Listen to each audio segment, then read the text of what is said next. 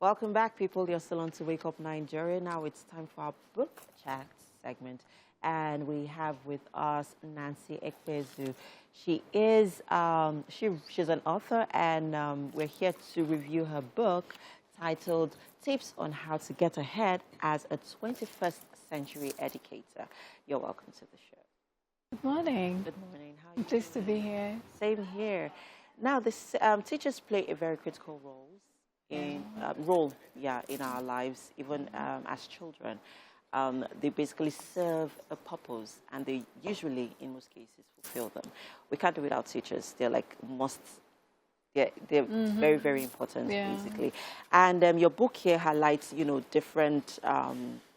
It's more like a letters that you wrote to teachers on how to, in their relations to, different facets of the educational system, in their relationships with parents, the students, social media, technology. And here I would like to talk about what it means to be a great teacher. Yeah. Here you wrote a letter to them talking. So yeah, let's what came to mind? First of all, I wrote this series of letters from the core of my heart, based on my observations over the years. As a teacher and a school administrator who's worked with teachers. So that part of what it takes to be a great teacher was my observation. That great teachers must have a love for children.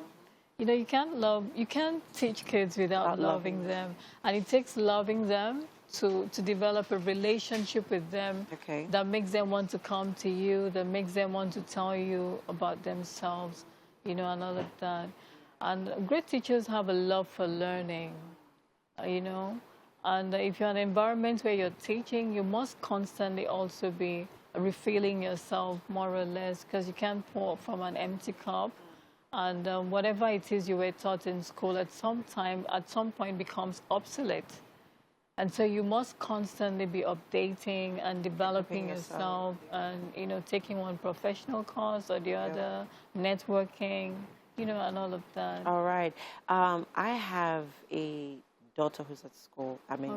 So I understand the importance of having a relationship with your child's teacher.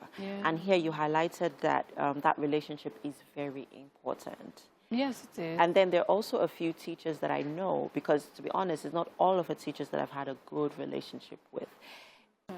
Because that, it has to do with, sometimes some of them have a certain perception that I would rather not. So talk us through the importance of having that, or fostering that relationship with your child's teacher, or vice versa. Okay, first, the relationship has to be two-way. The parents have to make the effort, and the school has to also make the effort, and especially the teacher of that particular child, And one of the things I find out from teachers is that they're always quick to talk to parents when there are... Talk to them? Quick to talk to the parents when there are issues. When the child is not behaving well, doesn't do his homework, bullies another child. But that's not really having a relationship with the parents of your children. I'd like to know. Having a relationship starts from the first day your child is enrolled and gets into a teacher's class. There must be a letter of introduction. You should introduce yourself. This is who I am. These are my philosophies about education. This is how my class runs. This is how the year is going to be with your child. This is how often I'm going to communicate, and this is how I'm going to do it. Maybe via emails, via a WhatsApp group, if that's allowed by the school, and all of that.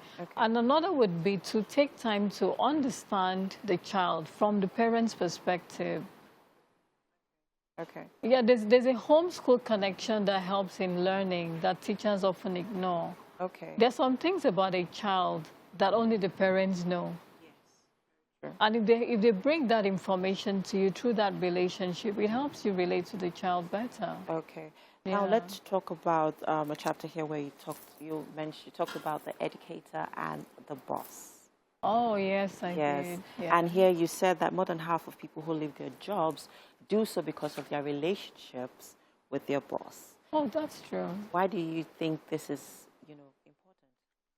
There's something about your mental health at work that comes from the relationships you have. And when a work environment is toxic and is actually encouraged by the boss, you're not likely to last on that job. And I speak from experience. Okay, you want to share any of your Oh, experience? yes, I've had to leave a job I enjoyed thoroughly until a boss came on the scene. Wow, and then you had to leave even though you were passionate I was about it? passionate about it, but, you know, it's very frustrating to work with someone who's never been trained to handle people, who lacks emotional intelligence, and who encourages office politics in a very toxic manner. So after a while, it's going to impact on your performance, no matter how passionate you are, because you don't work with machines. You work with people, yeah. and they're humans, Yeah. with emotions, Yeah. you know, and all of that. Yeah, talking about emotional intelligence, that's something that it's a skill that a lot of people lack. Oh, And I have even seen it, especially even in the education system here in Nigeria. Not a lot of people have it, especially people who you think should have it. Yeah. Now, so let's talk about how its importance in being an educator. Oh, very. You can't be a great educator without working on your emotional intelligence. Especially because you're working with kids. Exactly. You know, that would explain all of the things going on, why a teacher would beat a child to death, and, you know, so many things going on. It's all about, you know, lack of self-awareness and emotional intelligence.